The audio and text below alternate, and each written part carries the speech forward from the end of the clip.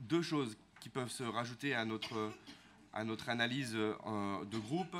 Un, la question des solidarités. Nous étions favorables à davantage de solidarité de la part de la métropole. Et je vois qu'en fait, finalement, la capacité financière sur 2022 aurait pu permettre une solidarité plus accentuée par rapport au pacte financier et fiscal de solidarité que nous avions voté. Deuxième élément également, sur la question des déchets. Nous avions effectivement alerté, notamment lors du budget, que les communes allaient être appelées, et notamment allaient amener à dépenser davantage sur la question de la collecte des déchets, puisque le budget principal ne finançait plus le budget annexe, et ainsi des collectivités allaient augmenter leurs dépenses par rapport à la question des déchets. On voit bien que cette décision aurait pu financièrement soulager les communes en continuant à subventionner le budget annexe avec le budget principal. Cela n'aurait pas eu un impact important sur le budget 2022 au vu des résultats. Cependant, il faut quand même qu'on puisse faire attention. Des investissements qui effectivement, comme l'a dit Marc Audon, aujourd'hui on dégage une affectation de résultats de plus de 40 millions d'euros qui ne compensent pas l'entretien du patrimoine. Et effectivement, avec l'ensemble des investissements que nous voulons faire, puisque nous avons quand même voté un PPI assez important pour pouvoir accompagner cette transition, il va falloir peut-être effectivement regarder davantage les dépenses qui peuvent être exercées. Enfin, sur le budget, et j'en terminerai là sur le compte administratif qui nous est présenté, à souligner effectivement pour cette première année l'analyse et notamment l'impact de notre budget sur le climat, avec effectivement des analyses qui ont pu être portées par différents élus qui ont évoqué les faiblesses de cette analyse, notamment sur effectivement ce qu'on classe en défavorable, en favorable et en neutre.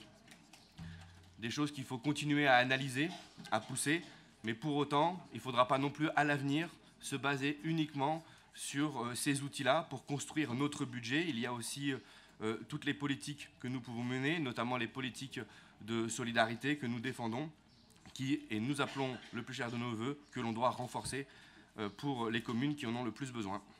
Merci. Merci beaucoup. La parole est à Alain Carignon. Monsieur le Président, juste quelques mots d'abord pour se féliciter du niveau d'information tel qu'il nous est donné par le vice-président aux finances. Et je crois qu'il faut toujours le souligner quand on est pleinement informé. Quelques mots pour dire, bon, tout le monde constate que la situation se dégrade. Les indicateurs, je crois que l'indiquent clairement, sur la dette, l'épargne, etc. Bon, ça, je pense que c'est clair. Nous estimons que le service rendu à la population n'est pas proportionnel au niveau de la dépense publique. On ne va pas citer d'exemple, mais quand on voit l'état de nos voiries, l'état de nos trottoirs, etc., tout ce qui ressort de la métro, et quand on voit le niveau de dépenses, nous pensons, nous estimons, nous jugeons que la dépense publique n'est pas à la hauteur du service que la population attend. Et puis, effectivement, quand on a fait ce tableau qui est très intéressant par ailleurs sur l'impact environnemental du budget de la métro, Laurent Tovis l'a souligné, il y a des aberrations parce qu'on ne peut pas à la fois dire qu'on investit dans Alpexpo et être contre les déplacements. Je veux dire, il faut faire ou l'un ou l'autre. C'est pas fromage ou dessert. Il faut choisir. Et ça, je crois que c'est pas sérieux. Nous, notre position sur le fond, c'est que si la métropole continue dans ses politiques sectorielles telles qu'elle les poursuit, sans nouvelle mutualisation avec les communes qui le désirent, en particulier la ville-centre, les doublons se poursuivront, l'hypertrophie administrative que nous ressentons se poursuivra, et par là même, il y aura de moins en moins d'efficacité de la dépense publique et de plus en plus de paralysie dans l'action. Et le résultat, il est connu d'avance, vous ferez appel à la fiscalité. Parce que la vraie trajectoire financière de la métropole, c'est l'augmentation des impôts. C'est ça le résultat des chiffres que nous avons là. Et pour les Grenoblois, dans la situation qu'ils vivent de matraquage fiscal, c'est évidemment une nouvelle très inquiétante. Donc voilà pour nous comment nous jugeons financièrement la situation de la métropole et nous sommes très inquiets de cette trajectoire et de ses conséquences dans le futur, dans un futur probablement très proche. Merci. La parole est à Sylvain Laval. Merci, Monsieur le Président. Je souhaitais intervenir en réaction aux propos que j'ai entendus de notre collègue Vincent Fristaud qui s'élevait contre l'entretien de notre patrimoine, en l'occurrence le GER voirie. Et j'ai entendu là une conception quelque peu dépassée et caricaturale de l'entretien des voiries, parce que, M. Fristaud, nous ne sommes plus en 1980. Il ne s'agit plus de dérouler du bitume, comme vous l'avez indiqué. Nous sommes bien là sur une conception globale des espaces publics. Et entretenir les voiries, c'est entretenir l'ensemble de l'espace public. Donc certes, il y a des routes, mais il y a aussi des trottoirs, il y a aussi des pistes cyclables. Et je tiens à rappeler quand même l'action qui est conduite et qui est pionnière en la matière sur ces sujets, puisqu'il ne s'agit pas que de poser du goudron. Il s'agit aussi de revoir des cheminements, de prendre en compte les aspects de désimperméabilisation, de végétalisation, à la fois par des plantations d'arbres ou de végétaux plus mesurés d'ailleurs. Et tout cela est bien compris à l'intérieur de ce GER. Lorsque nous rénovons une voirie, nous le prenons en compte. Donc je ne voudrais pas qu'on laisse penser ici que nous ne sommes là que pour dérouler du goudron. D'abord, ce n'est pas sérieux, ce n'est pas la réalité. Et c'est aussi ne pas respecter l'action des services de la métropole qui travaillent tous les jours sur ces sujets et qui sont assez exemplaires en la matière. Donc je tenais ici à le rappeler, Monsieur le Président. Merci. La parole est à Dominique Escaron. Merci, Monsieur le Président. Moi, on ne va pas donner une note au budget, c'est un travail sérieux. L'élève peut mieux faire, bien sûr, je ne le dis pas au professeur. Donc, voilà, donc on va voter contre quand même, malgré cet effort notable, parce que ce n'est pas un budget catastrophique, faut pas, on se le dit entre bons amis, il n'y a pas de... Il faut être honnête, il n'y a pas de catastrophe là-dedans, mais peut mieux faire. Et c'est bien dommage parce que le budget, c'est finalement la traduction d'une volonté politique. Et à la fin de la fin, quand on revient sur le terrain, on est quand même un petit peu déçu. On est un petit peu déçu parce que nos habitants, ils ne trouvent pas leur compte, parce que la machinerie est toujours plus complexe, parce qu'on s'aperçoit que sur beaucoup de sujets, les choses ne vont pas dans le sens de la simplification. Tout ça, c'est des axes de progrès qui, si on n'arrive pas à rendre visible l'action de notre métropole d'une manière positive, ben on n'y arrivera pas, quoi. Et on restera l'affreuse machinerie, celle que tout le monde dénonce régulièrement dans nos communes, y compris les gens de la majorité, qui expliquent que, voilà, puis quand vous êtes maire, vous le savez... la route, c'est pas nous, l'eau, c'est pas nous, les déchets, c'est pas nous. Enfin bref, on est innocent de tout et c'est toujours la métropole qui est responsable de tout. Donc on est pris dans cette équation. Mais moi, je constate quand même qu'aujourd'hui, il n'y a pas de progrès. C'est-à-dire, on patine. Et quand je vois le cinéma, là, vous avez vu tout à l'heure notre vice-président à l'habitat, là, qui est parti habiter je sais pas où, là, qui relance des débats de politique comme ça.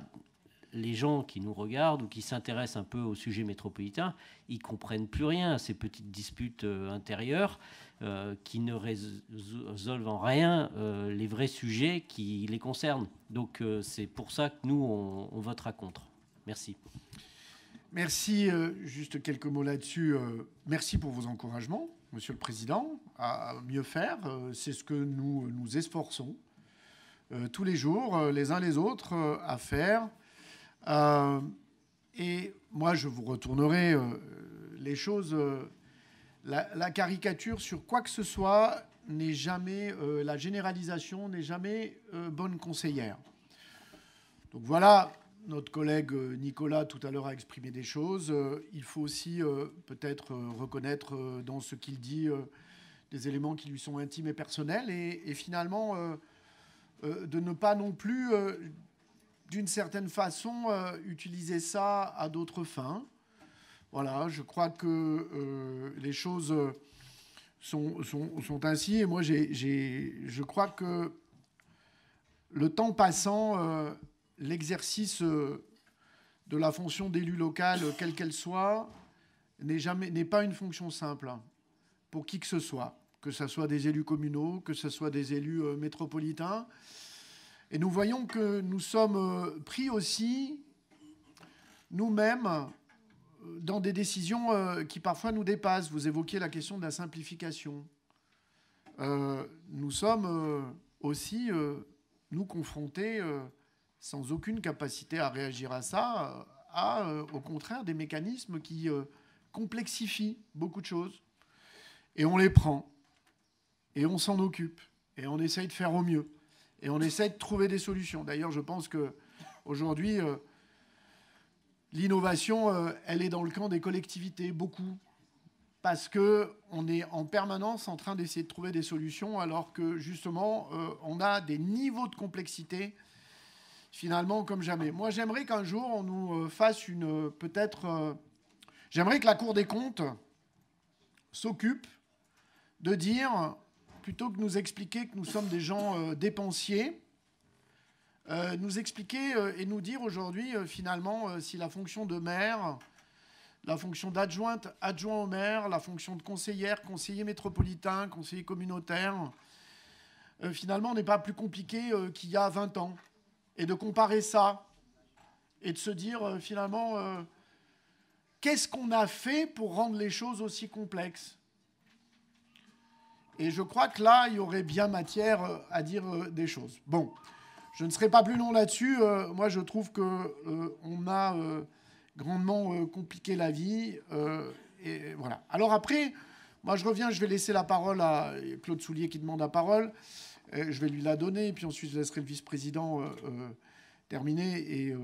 Et ensuite, Michel Véret procédera au vote en mon absence, comme le veut la règle du Code général des collectivités territoriales. Je voudrais répondre juste à Laurent Toviste très simplement sur finalement ce qui peut paraître parfois aberrant, finalement dans l'appréhension que l'on a, non pas dans l'évaluation. En fait, si nous décidons de mettre en place une évaluation climat, à un moment donné, on ne peut pas s'offusquer du résultat.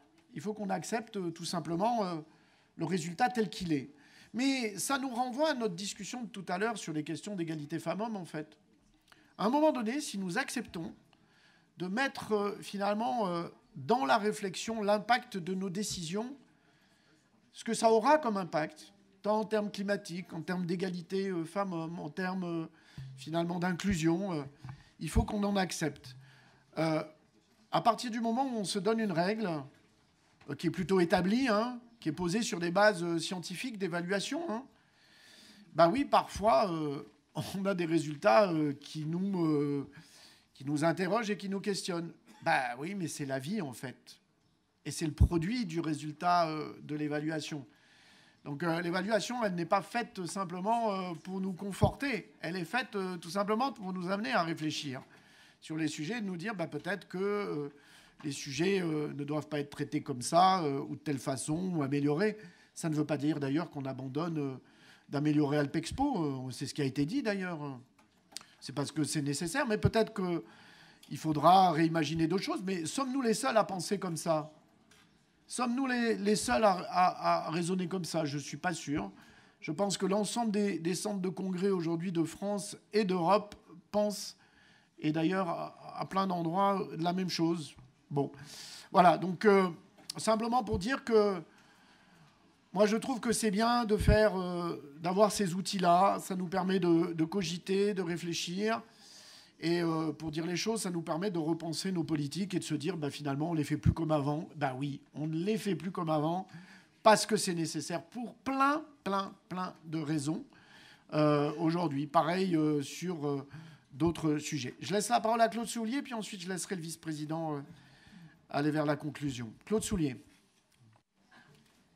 Merci, Monsieur le Président. Écoutez, moi, je voudrais rebondir un peu plus sévèrement sur le compte administratif pour plusieurs raisons. La première, c'est, je vais reprendre vos propos. Nous réalisons des augmentations de recettes, donc 11 millions cette année supplémentaire, par une pression fiscale constante. C'est-à-dire que même les ménages aujourd'hui sont touchés par votre pression fiscale constante. Ce sont vos propos qui sont inscrits dans le compte administratif. Et pourtant, tout à l'heure, certains présidents se sont exprimés en disant que les dépenses étaient supérieures aux recettes. Comment est-ce possible? En même temps, j'entends qu'on n'est pas capable aujourd'hui d'entretenir notre patrimoine. C'est-à-dire que la maison coule aujourd'hui si on n'est pas capable d'entretenir sa maison. Et après, vous cachez tout ça par une enveloppe en disant « nous voulons un monde vert demain matin ». Mais le monde vert de demain matin, moi je le vois gris. Parce qu'aujourd'hui, tous les scientifiques sont unanimes, la bétonisation est déjà supérieure en termes de CO2, dioxyde de carbone, supérieure à la capacité que la nature a de l'absorber. Il faut se dire aujourd'hui que dans les 60 dernières années, nous avons produit 8 milliards de plastique. C'est ce que nous produisons tous les 2 ans avec la bétonisation. En termes de déchets, de dioxyde et ainsi de suite. La bétonisation, c'est 3 fois plus de dioxyde que tout le transport aérien. Donc arrêtons de dire qu'aujourd'hui on veut un monde vert, alors qu'on est tout le temps en train de parler de bétonisation, de construction, il n'y a jamais assez de logements, assez de ci, assez de là. Commençons déjà par rénover notre patrimoine avant de continuer à perméabiliser des terres agricoles, des terres naturelles et de détruire de la végétalisation. Merci à vous tous. Merci. Je vais laisser la parole à Raphaël Guerreiro. Je vais quand même regarder. Je dis ça, je dis rien. Je ne suis pas polémique, moi, vous le savez. Non, ça a l'air de vous faire rire, ça. Mais je vais quand même regarder ce que veut dire fiscalité constante. Et dans toutes les communes, ça va m'intéresser. Je ne le dirai pas publiquement parce que je respecte... les décisions de conseils municipaux sont des décisions de conseils municipaux sur lesquelles je ne prends jamais part. Mais je vais regarder de partout. Raphaël Guerreiro. Pour revenir à Brie.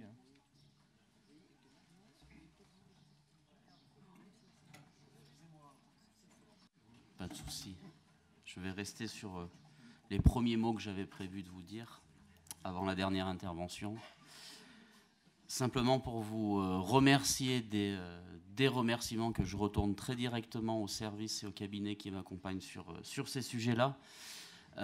Vous remercier pour la qualité des débats et quelques informations sur notre actualité. J'en profite sur la mise en œuvre de tout ce que vous avez commandé en décidant soit des délibérations, soit des amendements. D'abord, nous avons lancé le groupe de travail sur la dotation de solidarité communautaire et nous cheminons ensemble et de manière transpartisane, comme ça avait été dit. Nous travaillons et nous allons bientôt faire des propositions sur le fonds de concours transition aux communes. De même que nous travaillons avec Thierry Semanaz et Michel Savin sur le sujet piscine et la prochaine décision modificative devrait aussi apporter des éléments et je vous saisirai aussi prochainement pour appréhender la mise à jour de notre prospective financière sur la mise en adéquation aux conventions citoyennes du climat et PPI, donc tous ces sujets-là et là aussi de manière transpartisane et enfin de dire que sur le budget vert, nous allons étendre le sujet au fonctionnement et à l'ensemble des budgets pour qu'en 2024, nous puissions monter en puissance sur ce sujet-là. Je vous remercie en tout cas de votre écoute. Merci. Sur ce, je laisse la présidence à... il y a encore une demande de prise de parole de Vincent Fristo, mais je vais laisser la présidence à Michel Verret. Comme ça, voilà.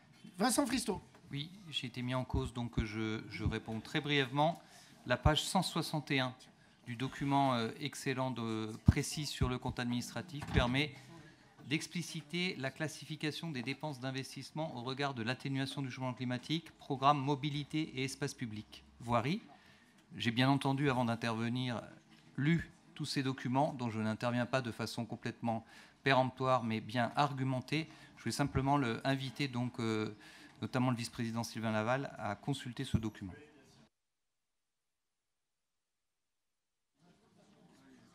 Laurent Tauviste. Oui, une petite réponse au président Ferrari. C'est dommage qu'il soit parti. Je n'ai pas dit autre chose quand j'ai dit que nous devions réfléchir sur la base des indicateurs. Les indicateurs, c'est pas paf. Sinon, si c'est qu'une analyse statistique, on rentre tous chez nous et puis on laisse ChatGPT nous faire le budget de la collectivité. Bon, donc on a effectivement des résultats. Il faut qu'on regarde ce que ça donne. Il faut qu'on regarde si derrière les exemples que j'ai donnés, on est véritablement convaincu que ce sont des dépenses qui ne sont pas bonnes, à la fois pour l'environnement et pour le développement de notre territoire, ou pas. C'est ça que j'ai dit. Donc il ne faudrait pas non plus... dommage que Christophe soit parti. J'aime pas bien qu'on caricature mes propos. Hein. Il ne s'agit pas de nier la réalité, il s'agit de s'interroger sur la réalité. Bien, je vous propose de passer au vote. Alors, il nous faut tout d'abord voter l'approbation des comptes de gestion 2022, la délibération 56, qui n'est pas mise en débat. Est-ce qu'il y a des oppositions? Oui.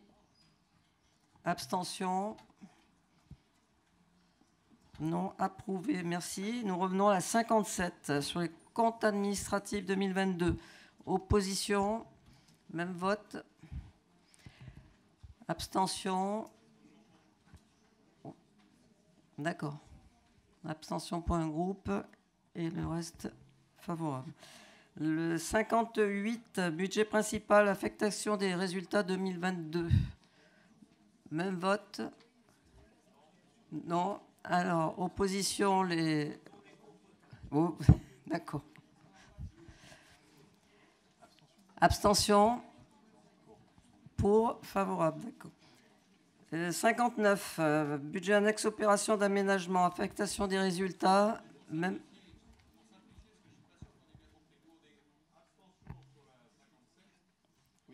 Oui.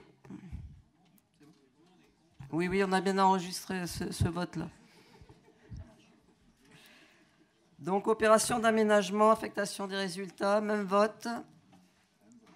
Contre et pour. 60, collecte et traitement des déchets. Même vote. 61, eau potable. Même vote. 62, régie assainissement. Également, même vote. 63, GEMAPI. On enregistre le même vote. 64, groupe fermé d'utilisateurs. Même vote. 65, annexe locaux économiques. Idem. 67, photovoltaïque. 66, pardon, logement d'abord. Même vote. 67, photovoltaïque. Également. Comment? Même vote. 68, réseau de chaleur. Même vote. 69, service public de l'efficacité énergétique. Pareillement. 70, stationnement en ouvrage. Même vote. Merci. 71, pas soumise en débat. Transformation de la SPL Innovation en SEM. Modification des statuts, achat et cession d'actions. Établissement du pacte d'actionnaires, désignation des représentants de Grenoble-Alpes Métropole. Engagement de garantie avec la Banque des Territoires. Donc il est proposé de désigner Philippe Cardin, Alain Carignon, Brahim Chera, Evelyne De Caro, Guy Julien, Séverine Jacquier, Jean-Damien Mermillot-Blondin, Barbara Schumann, représentants au sein du conseil d'administration. Et Guy Julien en tant que représentant au sein de l'Assemblée générale. Pardon. Pas de... Ah oui, une PPV également. Philippe Cardin, Alain Carignon, Brahim Chera, Evelyne De Caro, Guy Julien, Séverine Jacquier, Jean-Damien Mermillot-Blondin, Alban Rosa et Barbara Schumann, NPPV, bien sûr. Est-ce qu'on passe au vote? Pas d'opposition, pas d'abstention. Approuvé à l'unanimité. Merci. 72, une note d'information sur les conditions et bilan des émissions de titres négociables court terme traitées durant le mois d'octobre 2022 à avril 2023. Est-ce qu'il y a des oppositions? Il n'y a pas de vote, c'est une note d'information. Et 73, idem, c'est une note d'information, virement de crédit entre chapitres sur 2022 dans le cadre de la nomenclature M57, le budget annexe GEMAPI. Y a-t-il des oppositions? C'est une note, oui, c'est vrai. Effectivement. Merci beaucoup. Nous en avons fini avec ce domaine des finances. Nous enchaînons avec l'administration générale ressources humaines et patrimoine, désignation d'un référent déontologue pour les élus. Alors ça, c'est en lien effectivement avec la loi 3DS de février 2022 qui prévoit entre autres effectivement la possibilité aux élus de consulter un référent déontologue chargé de lui apporter tout conseil utile au respect des principes de déontologie. Alors nous proposons de traiter ce sujet avec le Centre de gestion de la fonction publique territoriale, le CDG 38, qui met à disposition des collectivités d'ailleurs adhérentes et établissements publics locaux de l'Isère un dispositif mutualisé qui facilite ainsi effectivement l'ensemble des démarches en vue de la mise en œuvre des obligations législatives et réglementaires, d'ailleurs, qui pèsent sur chaque assemblée délibérante à compter du 1er juin 2023. Donc le financement se décompose de deux parties. Une participation annuelle d'adhésion au dispositif de 12 € par élu membre de l'organe délibérant, au nombre de 119, donc soit un total annuel de 1 428 €, et puis une rémunération du référent déontologique pour chaque consultation à hauteur d'un montant de 80 €, plafond qui est fixé d'ailleurs par décret de décembre 2022 et qui évoluera bien évidemment avec celui-ci. Donc la saisine du référent déontologue pour les élus se fera de deux façons. Par courrier postal adressé au référent déontologue dont l'adresse est indiquée dans la délibération, je ne vous la redis pas, avec la mention bien sûr sur le courrier confidentiel, ou par un formulaire effectivement de saisine en ligne auquel seul le référent déontologue élu a accès bien évidemment, dont le lien d'accès sera communiqué bien évidemment. Les réponses seront apportées donc par écrit, exclusivement, bien évidemment, à l'élu ayant formulé la demande. Et cette convention prendra effet au 1er juin 2023, et ce qui vous est demandé d'approuver aujourd'hui. Y a-t-il... oui, Bertrand Spindler. Merci. Alors l'article L 1111-1-1 du Code général des collectivités territoriales est appelé aussi charte de l'élu local, et il a été lu lors de la première réunion des conseils municipaux en 2020 et lors de la première réunion du conseil métropolitain en 2020 également, tout le monde s'en souvient. La déontologie nous parle des devoirs et nous dit que nos actes de représentants du peuple doivent être jugés selon la conformité à certains devoirs et non pas jugés selon leurs conséquences.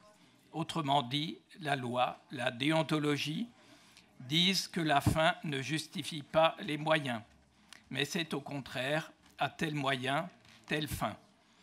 Sujet philosophique et moral, sujet d'éthique vieux comme le monde. Les exemples locaux sont très nombreux, vous les connaissez. Dans ce cadre de la déontologie, il y a un sujet qui nous agace toutes et tous, et avec cette loi 3DS relative à la différenciation, la décentralisation, la déconcentration et portant diverses mesures de simplification de l'action publique locale de février 2022, il faudrait la clarifier une bonne fois. Et je crois que la loi invite à cette clarification. La déontologie nous oblige au déport, c'est-à-dire à ne pas prendre part au vote lorsque notre intérêt personnel est en jeu. Mais lorsque nous sommes mandatés par la métropole dans un conseil d'administration de telle ou telle structure, nous y portons l'intérêt de la métropole, pas notre intérêt personnel. Et lorsque la métropole délibère sur un sujet en rapport avec cette structure, il n'est pas cohérent de devoir se déporter, se désintéresser, alors même que nous avons mission de nous intéresser à cette structure.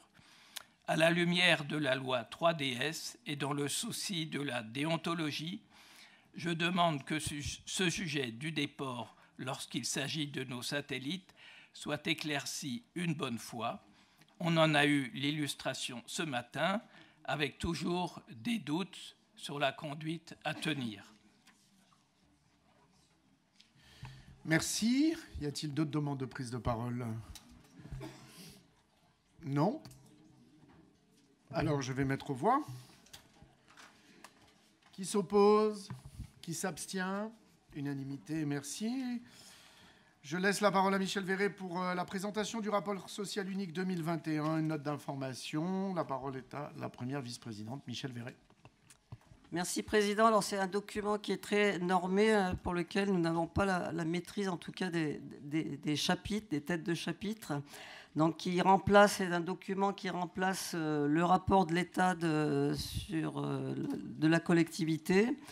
L'ensemble, effectivement, de ces données de notre métropole, mais pas que aussi, pardon, de l'ensemble des collectivités, seront centralisées, en tout cas, sur une plateforme qui est pilotée par le centre de gestion, le CDG 38, pour permettre effectivement une communication globale auprès de la direction générale des collectivités territoriales. Donc il a été présenté au CST du 11 mai dernier, qui a rendu un avis favorable à l'unanimité, et il sera bien évidemment effectivement rendu public sur le site internet de la métropole. En parallèle, et afin que ce rapport soit un peu plus abordable, en tout cas au plus grand nombre et en toute transparence, effectivement, quant à la situation de notre métropole, parce que les données sont quand même, certaines données sont importantes et il y a besoin de les suivre, effectivement, d'une année sur l'autre.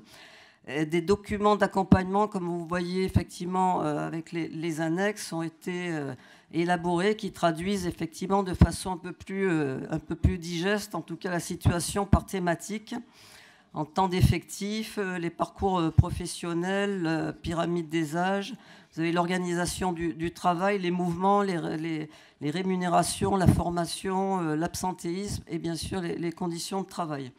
Donc, une présentation globale est assez complexe, tant le document est dense. En tout cas, en 5 minutes, je ne vais pas m'y aventurer. Je vous renvoie au document, effectivement, aux besoins. Mais je vais quand même préciser quelques tendances, en tout cas au sein de la métropole. En termes d'effectifs, notre métropole compte 1848 agents. En 2020, il y en avait 1865. Il y a dont 1464 fonctionnaires, 230 contractuels en emploi, sur emploi permanent et 154 sur emploi non permanent. Des difficultés de recrutement, nous en avons déjà parlé longuement, qui font qu'on a du mal à combler un peu les départs, puisqu'il y a 156 arrivés pour 184 départs. Une politique, en tout cas volontariste, d'emploi des personnes en situation de handicap, puisque le seuil légal, comme vous le savez, est à 6% et nous en sommes à environ 9%. Donc nous allons poursuivre dans cette voie-là. Une répartition aussi en termes de catégories stables, puisqu'il y a 31% de catégorie A, 18% de catégorie B et 31% de catégorie C. Voilà, comme dans toutes les collectivités, la métropole compte est majoritairement masculine, 56% d'hommes, mais qui évolue un peu au sein de la métropole, puisqu'il y a plus 4,8% de femmes entre 2017 et 2021. Une moyenne d'âge de 46 ans, un léger vieillissement de nos fonctionnaires contre une courbe d'âge inverse pour les emplois non permanents. Voilà, donc à suivre de près. Et une tendance, ça c'est important, à la baisse de l'absentéisme, avec un taux de 8%, qui est assez, c'est un des plus bas, je crois, même de France. On avait regardé ça, c'est assez intéressant, qui est dû à toutes les mesures qui sont mises en place, en tout cas par la direction santé, prévention et conditions de travail. Il y a une nouvelle effectivement action qui va être mise en route, c'est bouger au travail, avec la possibilité donnée aux agents d'effectuer 1 heure de sport sur son temps de travail avec des éducateurs sportifs spécialisés. Donc nous allons aussi mettre l'accent sur les agents techniques pour qu'on sait que c'est dans ces métiers-là qui sont pénibles, qui sont dits pénibles, où on va mettre ensemble aussi des moments de mouvement, en tout cas avant de démarrer leur poste de travail, pour qu'ils puissent effectivement éviter tous les inconvénients de ces métiers-là. Donc une nouvelle action qui va être proposée à l'ensemble des agents au fur et à mesure effectivement des inscriptions. Pour le moment, on a 2 éducateurs sportifs en interne, mais nous en aurons, on va essayer d'ouvrir un marché pour développer cette action qui est principale, qui va faire partie, continuer à faire partie pour faire diminuer l'absentéisme, entre autres. Merci. Merci beaucoup. Est-ce qu'il y a des demandes de prise de parole? Oui, Laurent Tovist. Oui, merci Monsieur le Président pour cette présentation complète. Alors effectivement, il faut qu'on satisfasse de l'évolution sur le taux d'absentéisme. On a toutefois une différence qui est assez marquée entre les fonctionnaires et les contractuels. Est-ce qu'on a des moyens d'expliquer cette différence? Est-ce que c'est lié à la nature des postes? C'était la première question. Et puis la deuxième question, on s'aperçoit aussi qu'on a une dynamique un peu contradictoire avec une baisse du nombre de fonctionnaires, une hausse de la part des contractuels. Et là aussi, même question, comment est-ce qu'on peut expliquer cet écart? La parole est à Michel Verret. Oui, pour la baisse de fonctionnaires, hein, je l'ai dit, on a des difficultés de recrutement. Et effectivement, il y a beaucoup de personnes qui se présentent, qui ne sont pas fonctionnaires et qui pallient effectivement au recrutement de fonctionnaires, hein, tout simplement. On essaye. Alors les concours ne sont pas toujours évidents, sont pas toujours aussi, correspondent pas toujours au métier d'aujourd'hui. Donc, je vais peut-être intervenir auprès du CNFPT pour leur dire effectivement, pour leur dire qu'il faudrait mettre en place une adaptation effectivement vis-à-vis des métiers d'aujourd'hui pour qu'ils puissent et puis valoriser aussi tous ces métiers, hein, ce qu'on est en train de faire dans la fonction publique. Mais en attendant, on prend des contractuels pour compenser effectivement le manque de fonctionnaires. Alors, ça peut être des contrats de projet, c'est encore autre chose parce que c'est sur des missions bien précises, mais les contractuels, effectivement, se présentent également aux avis de vacances qui sont proposés. Alors, sur la baisse, sur le taux d'absentisme, je n'ai pas de données précises aujourd'hui, mais on va regarder si on a effectivement des arguments à apporter à votre question. Je n'ai pas d'arguments à apporter aujourd'hui. Merci. Y a-t-il d'autres demandes de prise de parole? Non. Il s'agit d'une note d'information, donc qui n'est pas soumise au vote, si je dis juste. Merci. Nous avons une convention d'objectifs et de moyens avec Télé-Grenoble, l'autorisation qui est donnée au président de signer la convention d'application pour la 3e année. Je laisse la parole à la vice-présidente.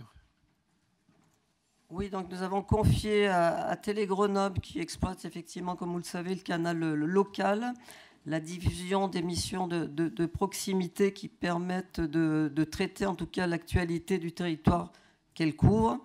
Télé-Grenoble agit pour la métropole comme une structure de diffusion de l'information audiovisuelle sur la base d'une grille, en tout cas de programmatique, issue de son territoire, bien évidemment.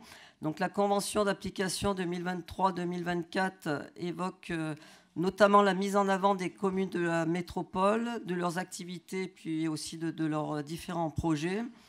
Dans les émissions, je dirais, phares de la chaîne, comme par exemple le JT, si on parlait, c'est le titre que certains d'entre vous ont dû effectivement fréquenter, ou le QG politique, effectivement. et notamment des éditions spéciales baptisées QG des maires, qui accueilleront des élus de l'ensemble du Conseil métropolitain, toutes sensibilités politiques confondues, en fonction effectivement des thématiques à aborder. Voilà. Donc sur la base du bilan d'activité qui a été fourni par Télé Grenoble, que vous avez en annexe, donc il est proposé de confier à Télé Grenoble, à compter du 1er juin 2023, les missions de service public qui figurent en annexe. Donc la participation financière de la métropole basée sur la compensation des missions de service public est fixée à 275 680 € hors taxe, soit 303 248 € TTC pour cette troisième année. Et vous avez joint à la délibération effectivement la convention bien sûr, mais aussi le bilan de l'activité de l'année 2022. Merci beaucoup. Y a-t-il des demandes de prise de parole? Laurent Tovist. Oui, merci Monsieur le Président. On vous avait interpellé et vous y avez donné suite, notamment sur le site Internet, sur le fait que le droit d'expression des élus minoritaires s'étend à tous les types de communication, donc bien évidemment écrite, ça c'est le journal municipal, Internet, mais aussi les télés locales. Alors, à ce jour, cette convention n'est toujours pas appliquée par Télé Grenoble, puisque si le bilan précise que des maires de toute tendance peuvent être invités, ce n'est pas la question. La question, c'est que les groupes politiques, en tant que tels, doivent pouvoir avoir accès à ce média comme la majorité y a accès. Et donc ça, c'est toujours pas respecté. Donc nous vous demandons instamment d'intervenir auprès de Télé Grenoble, puisque c'est une convention, pour que ce droit d'expression des élus minoritaires puisse être respecté. Merci. En conséquence, pour l'instant, sur bilan-là, nous nous abstiendrons. Merci. Michel Verret. Pardon. Dans le QG des maires, effectivement, et de manière d'ailleurs systématique pour chaque émission, il y a un élu, un maire de l'opposition qui est convié. Ça a été le cas de messieurs Genet, Scarron et puis madame Guillaumat. Non, mais je vous donne certaines informations, c'est tout, c'est pour votre information personnelle. Dans le QG politique, qui permet aussi l'expression des personnalités politiques dans un format qui est beaucoup plus long. Et là, il y a monsieur Franck Longo qui a été interviewé effectivement en 2021. Il y a, comme je l'ai dit tout à l'heure, il y a une nouvelle édition spéciale qui va être baptisé QG des maires, qui accueilleront effectivement les élus de l'ensemble du Conseil métropolitain à ce sujet, toutes sensibilités politiques confondues. Donc vous serez bien évidemment conviés suivant les thématiques, et puis vous pouvez aussi les interroger, vous aussi, si vous voulez être passé à Télé Grenoble, il n'y a pas de souci. Merci. Il y a 3 demandes de prise de parole. Et moi, j'ai indiqué à Télé Grenoble que l'ensemble des élus métropolitains, groupes politiques, puissent être tout simplement invités, je dirais, de façon équitable. Et c'est à eux de l'organiser, ce qui relève de ce droit-là. Donc ça, c'est quelque chose qui a été réitéré de façon à ce que les choses soient faites, je dirais, le plus naturellement possible à l'antenne de Télé Grenoble sur les différents types, d'ailleurs, je dirais, d'émissions qui peuvent être organisées naturellement. Il y a une demande de prise de parole de Pierre Labrier.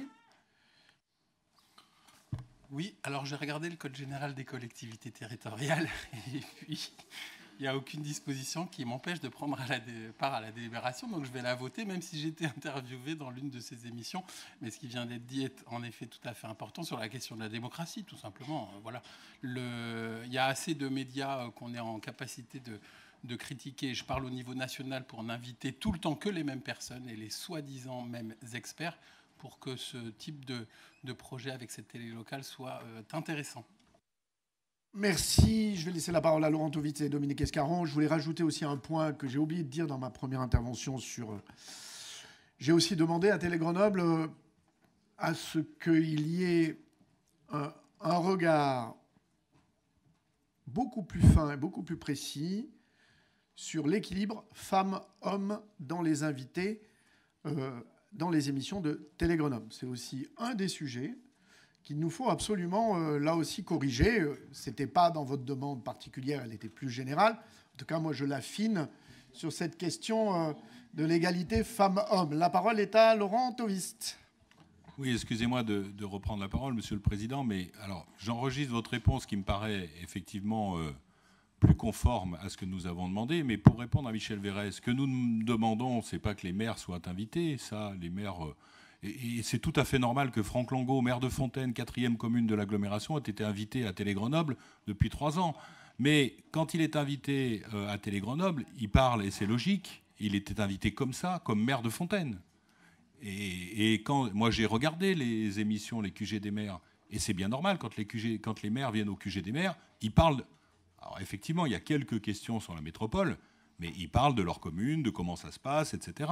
Donc c'est pas la même chose. Nous, ce que nous demandons, c'est d'avoir le temps qui nous est consacré, voilà, à pouvoir parler en tant que groupe politique, et nous déciderons, ça peut très bien être Franck Longo-Quillal, Émilie Chalas, Joël Ours, Sabine Léraud, etc. Nous déciderons en tant que groupe politique qui y va, et nous discuterons avec Télé Grenoble des questions dont nous voulons parler, qui ne seront pas de savoir si on refait l'avenue du Vercors à Fontaine ou si on fait la départementale je ne sais combien à Briangonne, mais quel regard nous portons sur les politiques métropolitaines. C'est ça que nous demandons, et je vous remercie, Monsieur le Président, d'être intervenu encore une fois, mais il faut maintenant que ça se mette en place. Merci. La parole est à Dominique Escaron. Merci. Je crois qu'il faut juste être plus précis. Dans la Convention, nous demandons à ce que soit inscrit cette demande. C'est-à-dire, moi, je rejoins complètement ce qui vient d'être dit. On est effectivement complètement décalé. Quand on intervient comme maire, on n'intervient pas comme acteur politique de cette métropole qui a politisé un petit peu les choses, alors que dans nos communes, en général, on l'est beaucoup moins. Donc, il faut remettre les choses correctement. Est-ce que c'est trop tard pour mettre un amendement sur cette... C'est d'ailleurs l'objet de cette délibération-là. C'est que, justement, il est indiqué toute sensibilité politique confondue. C'est un des éléments. Donc, moi, je veux bien qu'on rajoute, mais c'est justement ce qui a été un des éléments qui a été indiqué. Oui. Et qui va être clairement transmis, en plus par un courrier à Télé Grenoble, dans lequel je demanderai que ce point-là soit particulièrement respecté, ainsi que des éléments qui relèvent de la parité, comme je l'ai dit, femmes-hommes. Parce que là, il y a aussi besoin... voilà. Mais ça, c'est déjà... C'est l'objet de la délibération, en fait. C'est de remettre cet élément-là. Mais je sais que ça fait beaucoup de documents à lire, donc... Non, voilà. On est très sérieux, hein, on a tout lu, bien sûr. Et sur ce point, je pense qu'il faut être bien plus précis que ce qui est écrit. Parce que, non, mais le diable est toujours dans les petits détails, évidemment. Non, mais évidemment, un certain nombre d'entre nous, ou la plupart, ou tout le monde a accès à Télé Grenoble d'une manière ou d'une autre. C'est pas le point. Mais il faut pouvoir y accéder en tant que groupe politique d'opposition ou de majorité. C'est-à-dire qu'aujourd'hui, il n'y a jamais d'opposition déclarée en tant que telle qui vient réagir à la totalité des discours qui sont faits à la fois par le SMAG ou par la métropole, parce que c'est un peu le même parallélisme. Il y a, ça débite. Et nous, quand on intervient comme maire, c'est clair, même si on est un maire qui n'est pas dans votre majorité, on n'est pas là-dedans. Donc il faut le préciser clairement, mais c'est peut-être pas trop tard si tout le monde est d'accord. C'est précisé, donc il n'y a pas de souci. La question de l'ensemble, que l'ensemble des sensibilités politiques soient ainsi, ça, il n'y a pas de sujet et ça sera redit. C'est donc un véritable... C'est clair. Donc il n'y a pas d'élément là-dessus. Donc voilà, moi je vais l'écrire.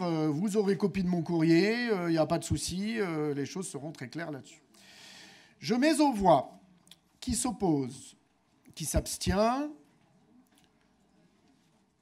Très bien, CCMGO. Merci, non? Très bien. Merci. Le fonctionnement des groupes d'élus, est-ce que ça appelle des observations? Non. Oui, Laurent Tovist. Oui, sur la précédente, on se pose la question, c'est vrai qu'on n'avait pas réagi, mais Christophe Reville étant salarié, est-ce qu'il a une PPV, hein? C'était fait. D'accord. Désolé, je ne l'ai pas dit, mais c'est bien. C'était inscrit. Je vous informe que, puisque pour éviter que ça déclenche d'autres débats, j'ai reçu le pouvoir du vice-président Nicolas Béron-Pérez pour la suite de la séance. Si ceci vous amène ainsi à... Voilà, je vais sur la suite. Fonctionnement du groupe d'élus. Pas de souci. Je mets aux voix. Qui s'oppose, qui s'abstient. Adopté. Délibération des effectifs, création de postes, contrat de projet, ajustement de postes dans le cadre du besoin de service. Qui s'oppose, qui s'abstient. Opposition de CCM, Géo. Adopté. Approbation d'un cadre général sur la mise à disposition des véhicules au bénéfice des élus et des agents de la métropole. Le service des assemblées a reçu une demande directe du conseiller métropolitain Yann Mongaburu pour un NPPV. Je mets aux voix.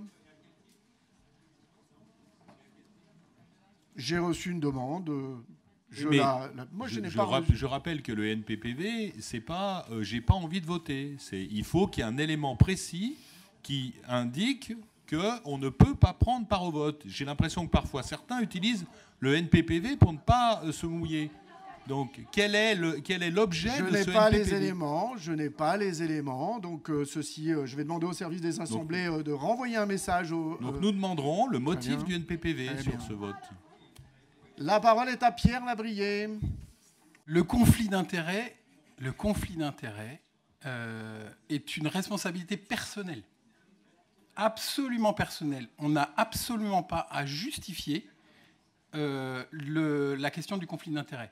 Il peut être n'importe qui peut être membre d'une société civile immobilière, d'un établissement public, et la loi 3DS règle cette question depuis peu. Donc non, il n'a pas du tout, quelqu'un qui ne souhaite pas prendre part à la délibération n'a absolument pas à se justifier. Maintenant, je veux bien qu'on lise ensemble le Code général des collectivités territoriales pour affiner ça, Laurent, pour affiner cette position.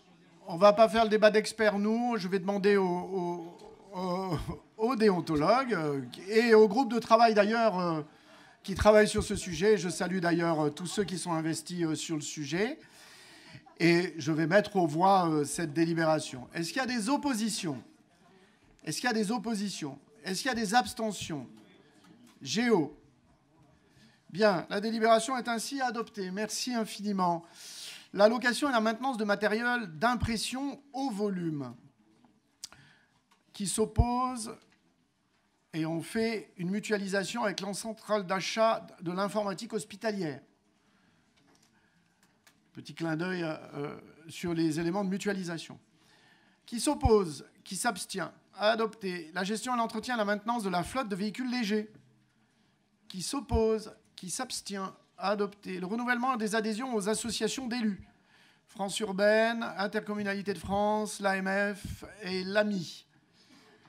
Qui s'oppose, qui s'abstient.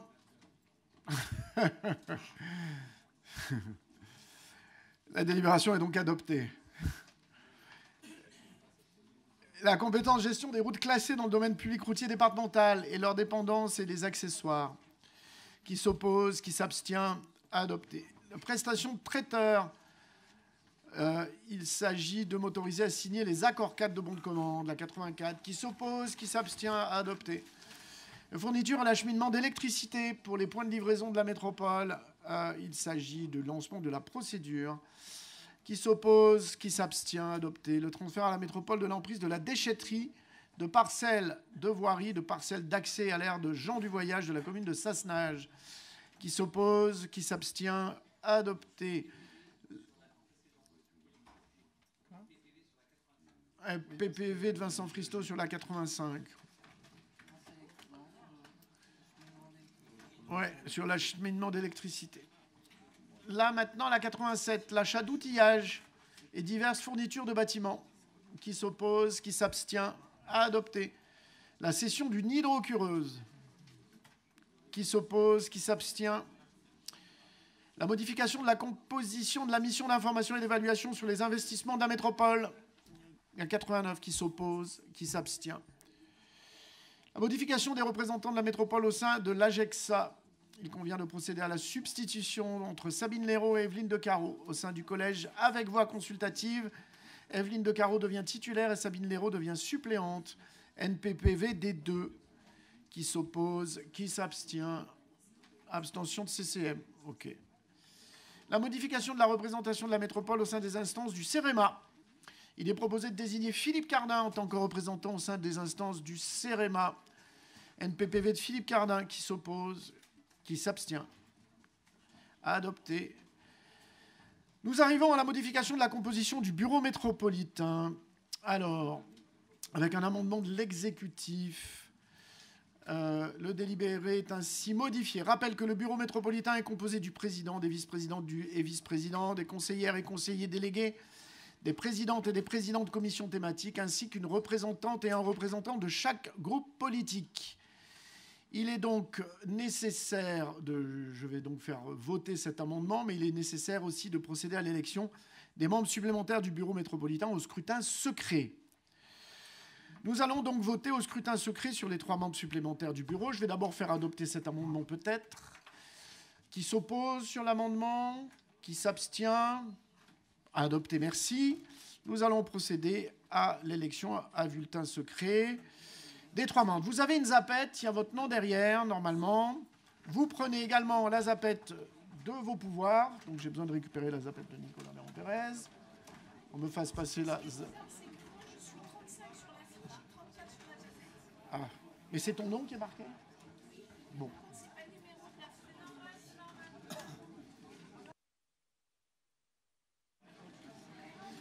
Bien.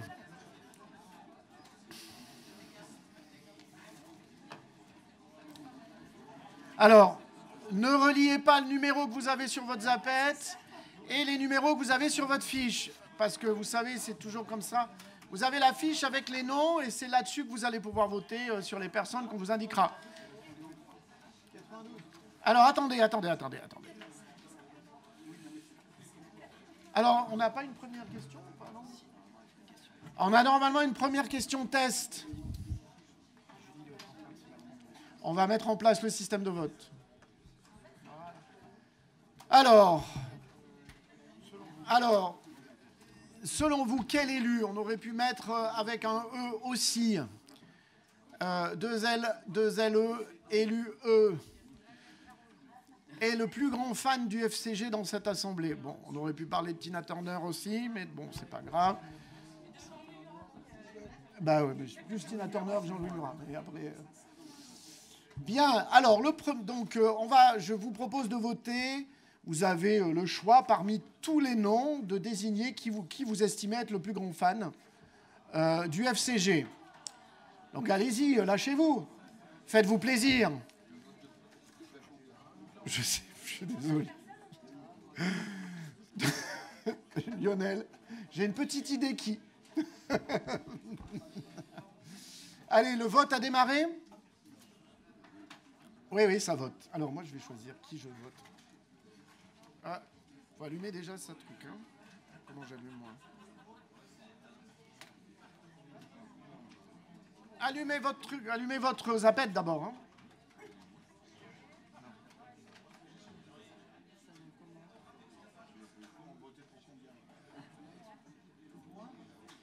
Oui, tout de suite là pour un seul. Là.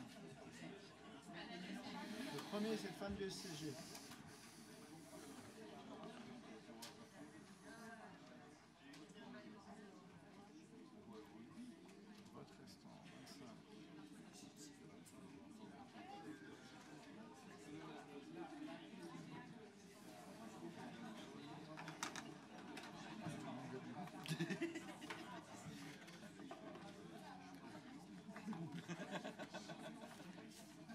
Alors, il nous en reste un. Monsieur Laval n'a pas voté.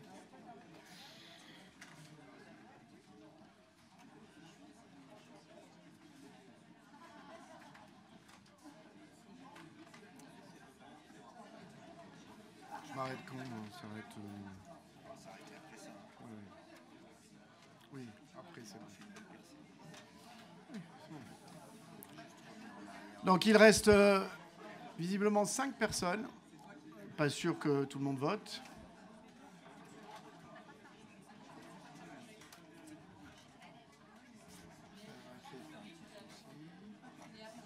Oui, oui. Mais il y a peut-être un pouvoir pour Franck Fleury. Qui porte le pouvoir de Franck Fleury? Donc voilà, il faut voter. C'est bon, ça y est.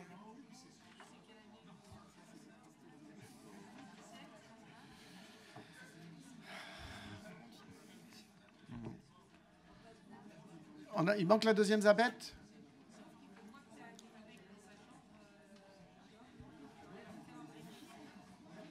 Est-ce que c'est Jean-Marc Gaultier qui a le pouvoir de Franck Fleury? C'est qui C'est Éric Rossetti. Voilà, on lui donne la zapette pour le dernier.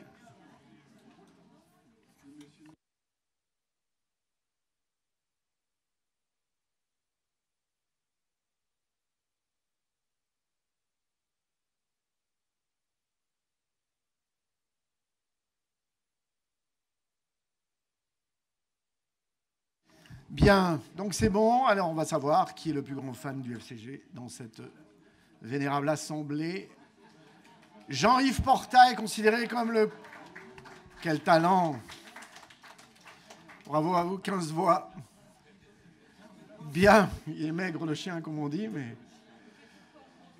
Allez, je vous propose maintenant de passer très sérieusement au vote que nous avons à faire. Nous avons d'abord à... Il est vous proposé d'élire Marc Despinois en tant que nouveau président de la commission service public de proximité. Son numéro, c'est le 67. 67. Je l'ai fait voter déjà l'amendement, Bertrand. C'est fait. Alors pourquoi vous mettez 34 là? Alors attendez, là, moi on me...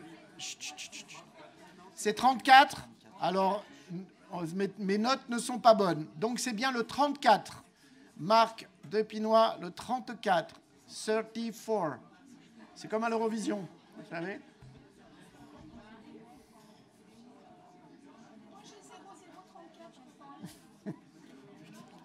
Ne me complique pas la vie, s'il te plaît. Je lance le vote. Chaleur.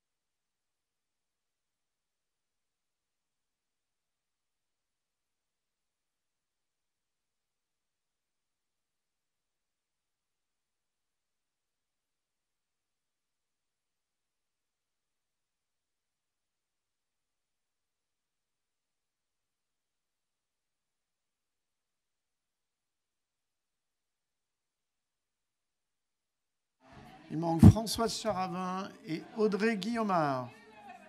Il faut appuyer sur OK.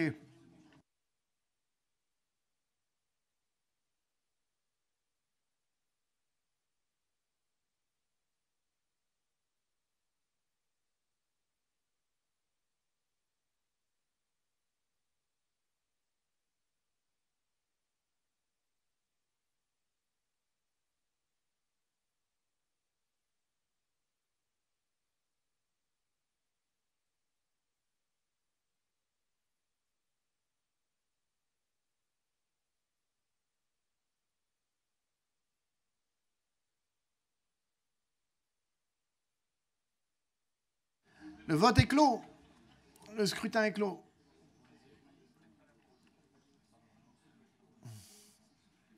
Marc Despinois est donc élu. Parfait, merci. Je vous propose de passer, suite à la création du nouveau groupe, il vous est proposé d'élire une représentante et un représentant de ce nouveau groupe. la candidature d'Anouche Agobian en tant que représentante du groupe MDES. Et il s'agit du numéro 1, Anouche Agobian. Le scrutin est ouvert.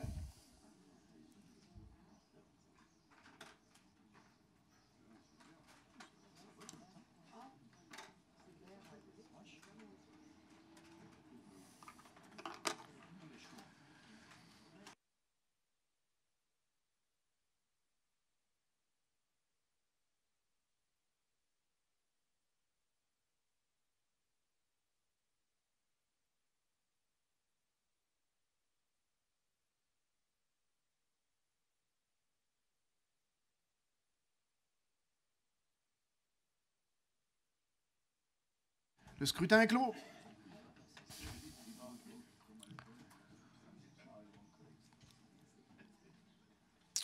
Anouche Agobian est élu membre du bureau. Je vous propose candidature pour le groupe MDES de Maxence Alotto, le numéro 2. Le scrutin est ouvert.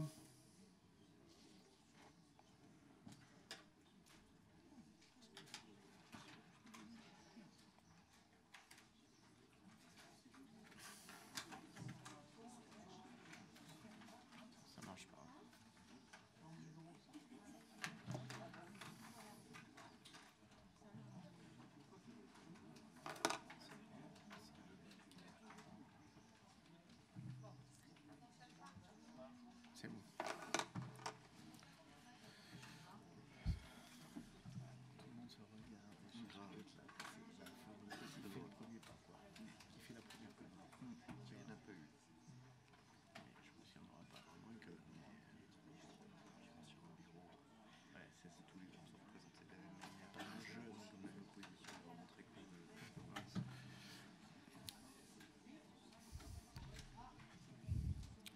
Le numéro 2.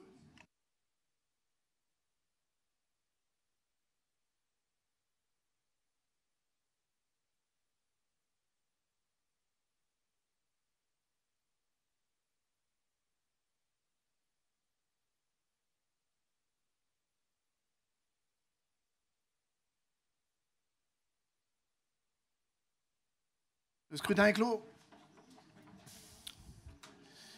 Maxence Alotto est élu membre du bureau. Merci infiniment. Voilà, donc c'est désignation comme le veut la règle. Je vous propose de stopper nos travaux à cet instant pour reprendre d'ici 14h15 avec le renouvellement partiel du Conseil de développement et on laissera la parole au C2D en début de conseil tout à l'heure. Merci, à tout à l'heure.